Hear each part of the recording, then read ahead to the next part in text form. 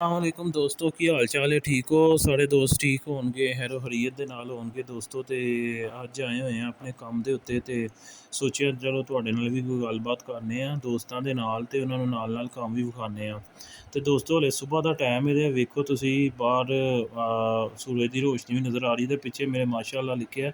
ਮੈਨੂੰ ਬੜਾ ਚੰਗਾ ਲੱਗਦਾ, ਤੇ ਜਦੋਂ ਵੀ ਮੈਂ ਇੱਥੇ ਆਉਂਦਾ ਤੇ ਇਹ ਮੈਂ ਜ਼ਰੂਰ ਵੇਖਦਾ ਵਾਂ ਕਿ ਕਦੀ ਅੱਲਾ ਆਪਣਾ ਘਰ ਦੇਵੇ ਜਿਸ ਦੋਸਤ ਨੂੰ ਵੀ, ਸਾਨੂੰ ਜਿਹਨੂੰ ਵੀ, ਤੇ ਅਸੀਂ ਇਹ ਜ਼ਰੂਰ ਆਪਣੇ ਹਾਲ 'ਚ ਬਣਾਵਾਂਗੇ। ਵੇਖੋ ਮਾਸ਼ਾਅੱਲਾ ਕਿੱਡਾ ਸੋਹਣਾ ਲੱਗਦਾ ਪਿਆ। ਤੇ ਦੋਸਤੋ, ਇਹ ਹੁਣ ਪਿੱਛੇ ਪ੍ਰਾਈਮਰ ਵਾਲ ਪੱਟੀ ਵਗੈਰਾ ਲੱਗ ਗਈ ਹੈ, ਹਲੇ ਪੇਂਟ ਵਗੈਰਾ ਦੇ ਉੱਤੇ ਹੋਣਾ ਹੈ, ਤੇ ਕੰਮ ਜਾਰੀ ਉਹ ਸਾਰੀ ਹੈ। ਤੇ ਮੁੰਡੇ ਕੰਮ ਕਰਦੇ ਪਏ ਨੇ, ਤੇ ਮੈਂ ਕਿਹਾ ਚਲੋ ਮੈਂ ਦੂਸਰੇ ਪੋਰਸ਼ਨ 'ਚ ਜਾ ਕੇ ਨਾ ਤੇ ਆਰਾਮ ਨਾਲ ਗੱਲਬਾਤ ਕਰਨਾ ਵਾ, ਥੋੜ੍ਹਾ ਜਿਹਾ ਕੋਈ ਵੀਲੌਗਿੰਗ ਕਰੀਏ। ਤੇ ਮੈਂ ਥੋੜ੍ਹਾ ਜਿਹੜਾ ਵਾ ਨਾ, ਜਦੋਂ ਵੀਲੌਗ ਬਣਾਉਣਾ ਤਾਂ ਮੇਰੀ ਕੋਸ਼ਿਸ਼ ਹੁੰਦੀ ਹੈ ਵੈਸੇ ਤਾਂ ਕੋਈ ਅਲੱਗਾ ਜਾ ਕਿਧਰੇ ਨਾ ਆਰਾਮ ਸਕੂਨ ਨਾਲ ਬੰਦਾ ਗੱਲਬਾਤ ਕਰੇ, ਅਤੇ ਸ਼ੋਰ ਸ਼ਰਾਬੇ ਤੋਂ ਥੋੜ੍ਹਾ ਜਿਹਾ ਹਟ ਕੇ, ਤਾਂ ਕਿ ਫੋਕਸ ਦੇ ਨਾਲ ਬੰਦਾ ਗੱਲ ਕਰ ਸਕੇ। ਅਤੇ ਇਹ ਵੇਖੋ ਮਜੂਨ ਲੱਗੀ ਹੈ, ਜਿਵੇਂ ਹੱਥ ਰੱਖਿਆ ਉੱਤੇ, ਇਹ ਸਾਡੀ ਸੋਫਟ ਮਜੂਨ ਹੈ, ਬੜੀ HD, ਇਹਨੂੰ ਵਾਲ ਪੱਟੀ ਕਹਿੰਦੇ ਹਾਂ ਅਸੀਂ। ਅਤੇ ਇੱਥੇ 2 ਹੱਥ ਮੈਂ ਲਾ ਛੜੀ ਹੈ। ਅਤੇ ਮੈਂ ਤਾਂ ਬੇਸਿਕਲੀ ਸਿਰਫ ਪ੍ਰੋਡਕਟ ਹੀ ਸੇਲ ਕਰਨਾ ਵਾ। ਅਤੇ ਮੈਂ ਜਿਹੜਾ ਵਾ ਨਾ ਸ਼ੋਪ ਵਗੈਰਾ ਰੱਖੀ ਹੈ, ਲੇਕਿਨ ਆਪਣਾ ਜਿੱਥੇ ਕੰਮ ਚੱਲਦੇ ਨੇ, ਅਤੇ ਫਿਰ ਜ਼ਾਹਰ ਹੈ ਆਪਣੇ ਮਾਲ ਵਾਸਤੇ ਫਿਰ ਵਿਜ਼ਿਟ ਕਰਨਾ ਪੈਂਦਾ ਹੈ। ਦੋਸਤੋ, ਕੱਲ੍ਹ ਪਰਸੋਂ ਥੋੜ੍ਹੀ ਜਿਹੀ ਪਰੇਸ਼ਾਨੀ ਚੱਲਣ ਦੀ ਸੀ। ਇੱਕ ਤਾਂ ਘਰ ਬੇਟੀ ਵੀ ਥੋੜ੍ਹੀ ਜਿਹੀ ਬਿਮਾਰ ਹੋਈ ਸੀ, ਉਹਨੂੰ ਚੋਟ ਲੱਗੀ ਸੀ। ਦੂਸਰਾ, ਇੱਕ ਦੋਸਤ ਦਾ ਕਿੱਸਾ ਸੁਣਿਆ, ਸਾਡੇ ਨਾਲ ਕੰਪਨੀ 'ਚ ਕੰਮ ਕਰਦਾ ਸੀ, ਅਤੇ ਉਹਨੂੰ ਇਹ ਹੋਇਆ ਕਿ ਉਹਦੇ ਪੇਟ 'ਚੋਂ ਗਿਲਟੀ ਵਗੈਰਾ ਨਿਕਲੀ, ਅਤੇ ਉਹਦਾ ਆਪਰੇਟ ਹੋਇਆ, ਸਹੀ ਨਹੀਂ ਹੋਇਆ ਦੋਸਤੋ। ਫਿਰ ਦੂਸਰਾ ਆਪਰੇਟ ਕੀਤਾ ਡਾਕਟਰਾਂ ਨੇ, ਫਿਰ ਤੀਸਰਾ ਆਪਰੇਟ ਕੀਤਾ, ਅਤੇ ਕੁਛ ਸਹੀ ਹੋਇਆ। ਲੇਕਿਨ ਇਹਦੇ ਨਾਲ ਹੀ ਇੱਕ ਬੈਡ ਨਿਊਜ਼ ਹੈ ਕਿ ਉਹਨੂੰ ਨਾ ਕੋਈ ਆਂਤੜੀਆਂ ਦਾ ਕੈਂਸਰ ਵੀ ਜਿਹੜਾ ਸੁਣਿਆ ਹੋਇਆ। ਫਿਰ ਜਿਹੜਾ ਮੈਨੂੰ ਦਿਲ ਬੜਾ ਖੱਟਾ ਪਿਆ, ਅਤੇ ਅਸੀਂ ਖਬਰਾਂ, ਕਿਉਂਕਿ ਤੁਹਾਡੇ ਨਾਲ ਹੀ ਇਹ ਦੋਸਤ ਬੈਠੇ ਹੁੰਦੇ ਨੇ, ਬਿਲਕੁਲ ਸਹੀ ਹੁੰਦੇ ਨੇ, ਅਤੇ ਇੱਕਦਮ ਜਦੋਂ ਇਹੋ ਜਿਹੀ ਖਬਰ ਸੁਣੀਏ ਤਾਂ ਬੜੀ ਤਕਲੀਫ ਹੁੰਦੀ ਹੈ ਦਿਲ ਨੂੰ। ਅਤੇ ਦੋਸਤੋ, ਇਹ ਵੇਖੋ ਜ਼ਰਾ ਅੰਦਰੋਂ, ਮੈਂ ਕਿਹਾ ਜ਼ਰਾ ਝਾਤੀ ਤੁਹਾਨੂੰ ਲਵਾਈ ਹੈ ਥੋੜ੍ਹੀ ਜਿਹੀ, ਚੈੱਕ ਕਰੋ ਕਮਰੇ ਸ਼ਮਰੇ। ਇਹ ਸਾਰਾ ਇਹ 10 ਮਰਲੇ ਦਾ ਮਕਾਨ ਜੇ ਦੋਸਤੋ, ਉੱਤੇ ਇਹ ਸੀਲਿੰਗ ਵਗੈਰਾ ਵੀ ਚੈੱਕ ਕਰੋ। ਅਤੇ ਇਹ ਜਨਾਬ ਸਾਹਿਬ, ਇਹ ਤਕਰੀਬਨ ਹੁਣ ਤਿਆਰੀ ਦੇ ਕਰੀਬ ਹੈ। ਅਤੇ ਦੋਸਤ ਭਾਈ ਕਹਿ ਰਹੇ ਸਨ ਕਿ ਇਹਨੂੰ ਦੇਖਦੇ ਹਾਂ ਇਹਦਾ ਕੀ ਕਰਨਾ, ਇਹਨੂੰ ਰੈਂਟ ਆਊਟ ਕਰਨਗੇ ਜਾਂ ਇਹਦੇ 'ਤੇ ਆਪਣੀ ਰਿਹਾਇਸ਼ ਕਰਨਗੇ। ਲੈਟਸ ਸੀ ਕੀ ਬਣਦਾ ਹੈ। ਅਤੇ ਦੋਸਤੋ, ਅੱਜ ਕੱਲ੍ਹ ਦਾ ਜਿਹੜਾ ਵੇ ਨਾ ਦੌਰ ਜਾ ਰਿਹਾ, ਇਹਦੇ ਵਿੱਚ ਇੰਨੀ ਕੁ ਦੌੜ ਲੱਗ ਗਈ ਹੈ ਬੰਦੇ ਦੀ ਕਿ ਬੰਦਾ ਆਪਣੇ ਆਪ ਨੂੰ ਭੁੱਲ ਗਿਆ ਹੋਇਆ।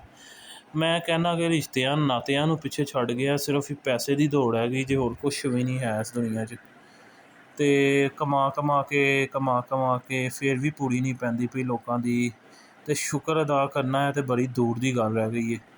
ਅਤੇ ਫਿਰ ਵੀ ਚਲੋ ਦੋਸਤੋ, ਜਿੰਨੀ ਕੋਸ਼ਿਸ਼ ਹੋ ਸਕਦਾ ਹਰ ਬੰਦਾ ਆਪਣੇ ਵਾਸਤੇ ਕਰਦਾ ਹੈ, ਆਪਣੇ ਰੋਟੀ, ਆਪਣੇ ਬਾਲ ਬੱਚਿਆਂ ਵਾਸਤੇ ਜੋ ਕੁਛ ਕਰ ਸਕਦਾ ਉਹ ਇਸ ਪਾਕਿਸਤਾਨ 'ਚ ਰਹਿ ਕੇ ਅਸੀਂ ਲੋਕ ਕਰਨੇ ਹਾਂ।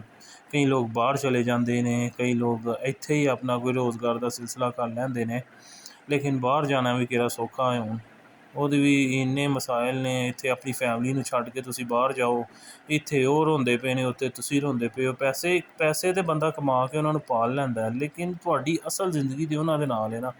ਉਹਨਾਂ ਦੀ ਤਰਬੀਅਤ, ਬੱਚਿਆਂ ਦੀ ਤਰਬੀਅਤ, ਉਹ ਵੱਡੇ ਹੁੰਦੇ ਨੇ ਜਿਹੜਾ ਤੁਹਾਡੇ ਸਾਹਮਣੇ ਤੁਸੀਂ ਉਹਨਾਂ ਨੂੰ ਵੇਖਦੇ ਹੋ ਵੱਡੇ ਹੁੰਦੇ ਹਨ, ਜਿਸੋ ਉਹਨਾਂ ਨੂੰ ਪਤਾ ਲੱਗਿਆ ਸਾਡੇ ਪਾਪਾ ਨੇ, ਬਾਬਾ ਨੇ, ਇਹ ਉਹਨਾਂ ਨੂੰ ਪਤਾ ਹੀ ਨਾ ਲੱਗੇ ਕਿ ਉਹ ਸਾਰੀ ਉਮਰ ਤੁਸੀਂ ਬਾਹਰ ਕੱਢੀ ਹੈ। ਅਤੇ ਹੁਣ ਜਦੋਂ ਤੁਸੀਂ 40 ਸਾਲਾਂ ਬਾਅਦ ਵਾਪਸ ਆਓ ਅਤੇ ਉਹ ਕਹਿਣਾ ਇਹ ਕੌਣ ਹੈ, ਅਤੇ ਉਹ ਬੜੇ ਫਾਸਲੇ ਪੈਦਾ ਹੋ ਜਾਂਦੇ ਨੇ। ਬਹਰਹਾਲ ਦੋਸਤੋ, ਜਿਹੜਾ ਵੇ ਨਾ ਮੈਂ ਇਹੀ ਕਹਾਂਗਾ ਕਿ ਜਿਹੜੇ ਵੀ ਹਾਲ 'ਚ ਹੋਣਾ ਬਸ ਖੁਸ਼ ਰਿਹਾ ਕਰੋ, ਦੂਸਰਿਆਂ ਨੂੰ ਵੀ ਖੁਸ਼ ਰੱਖਣ ਦੀ ਕੋਸ਼ਿਸ਼ ਕਰੋ। ਕਿਉਂਕਿ ਮੈਂ ਇੱਕ ਦੋ ਵਾਕਿਆ ਜਿਹੜੇ ਸੁਣੇ ਨੇ, ਉਸ ਤੋਂ ਬਾਅਦ ਇਹ ਚੀਜ਼ ਦਾ ਸਮਝ ਆਈ ਹੈ ਕਿ ਇਹ ਜਿਹੜੀ ਜ਼ਿੰਦਗੀ ਨਾ ਬੜੀ ਕੀਮਤੀ ਹੈ, ਔਰ ਜਦੋਂ ਜ਼ਿੰਦਗੀ ਹੁੰਦੀ ਹੈ ਉਸ ਟਾਈਮ ਅਸੀਂ ਉਹਦੀ ਕਦਰ ਕੋਈ ਨਹੀਂ ਕਰਦੇ, ਅਤੇ ਜਦੋਂ ਸਾਡੇ ਸਿਰ 'ਤੇ ਪੈਂਦੀ ਫਿਰ ਸਾਨੂੰ ਲੱਗਦਾ ਕਿ ਇਹ ਬਸ ਹੁਣ। ਦੋਸਤੋ, 2 ਗੱਲਾਂ ਮੈਨੂੰ ਦੋਸਤ ਨੇ ਨਾ ਕਹੀਆਂ ਕਿ ਉਹ ਜਿਹੜਾ ਬਿਮਾਰ ਦੋਸਤ ਹੈ, ਜਿਹਦੇ ਬਾਰੇ ਮੈਂ ਹਾਲੇ ਗੁਫ਼ਤਗੂ ਕਰਨ ਦਿਆਂ ਹਾਂ ਕਿ ਕੈਂਸਰ ਦੀ ਕਿਸੇ ਸਟੇਜ 'ਤੇ ਵੇ, ਮੈਂ ਨਾਂ ਲੈਂਦਿਆਂ ਵੀ ਘਬਰਾਉਂਦਾ ਵਾਂ, ਲਫ਼ਜ਼ ਹੀ ਇਹੋ ਜਿਹਾ। ਉਹਨੇ 2 ਗੱਲਾਂ ਕੀਤੀਆਂ ਨੇ ਅਤੇ ਉਹ ਬੜੀਆਂ ਦਿਲ ਨੂੰ ਲੱਗੀਆਂ ਨੇ, ਅਤੇ ਦੋਸਤੋ ਉਹ ਵੀ ਨਸੀਹਤ ਨੇ ਤੁਹਾਡੇ ਵਾਸਤੇ, ਅਗਰ ਹੋ ਸਕੇ ਤਾਂ ਪੱਲੇ ਬੰਨਿਓ। ਕਿ ਦੋਸਤੋ, ਉਹਨਾਂ ਨੇ ਕਿਹਾ ਕਿ ਅਗਰ ਮੈਨੂੰ ਯਾਰ ਜ਼ਿੰਦਗੀ ਲੱਭੇ ਤਾਂ ਮੈਂ ਜ਼ਿੰਦਗੀ ਅੱਲਾ ਦੇ ਨਾਂ ਲਵਾ ਦਾਂਗਾ, ਇੱਕ ਗੱਲ ਹੈ ਕਹੀ। ਦੂਸਰੀ, ਉਹਨਾਂ ਦੇ ਛੋਟੇ ਛੋਟੇ ਬੱਚੇ ਨੇ, ਅਤੇ ਦੋਸਤੋ ਉਹਨਾਂ ਨੂੰ ਵੇਖ ਕੇ ਦੁੱਖ ਹੁੰਦਾ, ਪੂਰਾ ਮੁਸਤਕਬਲ ਉਹਨਾਂ ਦਾ ਅੱਗੇ ਪਿਆ ਹੈ, ਤੇ ਉਹਨਾਂ ਨੇ ਕਿਹਾ ਯਾ ਅੱਲਾ ਪਾਕ ਮੇਰੀ ਦੁਆ ਹੈ ਕਿ ਇਹਨਾਂ ਬੱਚਿਆਂ ਵਾਸਤੇ ਮੇਰੀ ਜ਼ਿੰਦਗੀ ਨੂੰ ਬਚਾ ਲੈ, ਇਹਨਾਂ ਬੱਚਿਆਂ ਵਾਸਤੇ ਮੇਰੀ ਜ਼ਿੰਦਗੀ ਨੂੰ ਬਚਾ ਲੈ, ਤੇ ਜੇ ਮੇਰੀ ਜ਼ਿੰਦਗੀ ਬਚ ਗਈ ਯਾ ਅੱਲਾ ਤੇ ਤੇਰੇ ਨਾਂ ਹੀ ਲਾ ਦਾਂਗਾ। ਤੇ ਇਹ ਅਲਫਾਜ਼ ਉਹ ਬੰਦਾ ਕੱਢਦਾ ਹੈ ਦੋਸਤੋ ਜਿਹੜਾ ਜ਼ਿੰਦਗੀ ਤੇ ਮੌਤ ਦੀ ਕਸ਼ਮਕਸ਼ 'ਚ ਹੋਵੇ, ਤੇ ਜ਼ਿੰਦਗੀ ਦੀ ਜਿਹੜਾ ਭੀਖ ਮੰਗਣ ਦੇ ਆ ਜਿਹਨੂੰ ਕੋਈ ਪਤਾ ਨਹੀਂ ਹੁੰਦਾ ਆਪਣਾ। ਤੇ ਦੋਸਤੋ ਵੇਖੋ ਤੁਸੀਂ ਮੈਂ ਅੱਜ ਸਹੀ ਹਾਂ, ਅੱਲਾ ਨੇ ਸਿਹਤ ਦਿੱਤੀ, ਸਭ ਕੁਛ ਕਰਨੇ ਆ, ਲੇਕਿਨ ਇਹਦੇ ਬਾਵਜੂਦ ਅਸੀਂ ਅੱਜ ਅਸੀਂ ਕਿਉਂ ਨਹੀਂ ਅੱਲਾ ਦੇ ਨਾਂ ਲਾਉਂਦੇ? ਤੇ ਇਹ ਜ਼ਰਾ ਸੋਚਿਓ ਜੇ ਇਸ ਗੱਲ ਨੂੰ, ਭੱਲੇ ਬਣਿਓ ਦੋਸਤੋ। ਬਾਹਰ ਜਾ ਕੇ ਵੀਡੀਓ ਬਣਾਉਣ 'ਤੇ ਦਿਲ ਨਹੀਂ ਕਰਦਾ ਪਿਆ, ਤੇ ਮੈਂ ਕਿਹਾ ਇੱਥੇ ਹੀ ਗੱਲਬਾਤ ਤੁਹਾਡੇ ਨਾਲ ਜਿਹੜੀ ਕਰ ਲਈ ਜਿਹੜੀ ਹੈ ਜੀ ਔਖੀ ਸੌਖੀ ਸੁਣ ਲਵੋ ਸਾਡੀ। ਤੇ ਦੋਸਤੋ ਹੋਰ ਸੁਣਾਓ ਤੁਸੀਂ ਕੀ ਸ਼ੁਗਲ ਲਾ ਰਹੇ ਹੋ? ਕਮੈਂਟ 'ਚ ਵੀ ਦੱਸਿਓ ਆਪਣੇ ਬਾਰੇ 'ਚ। ਅੱਜ ਕੱਲ੍ਹ ਕਿਹੜੇ ਕੰਮ ਸ਼ੁਰੂ ਕੀਤੇ ਨੇ, ਜਿਹਨੇ ਕੋਈ ਕਾਰੋਬਾਰ ਸ਼ੁਰੂ ਕੀਤਾ ਉਹ ਵੀ ਆਪਣੇ ਬਾਰੇ 'ਚ ਦੱਸੇ।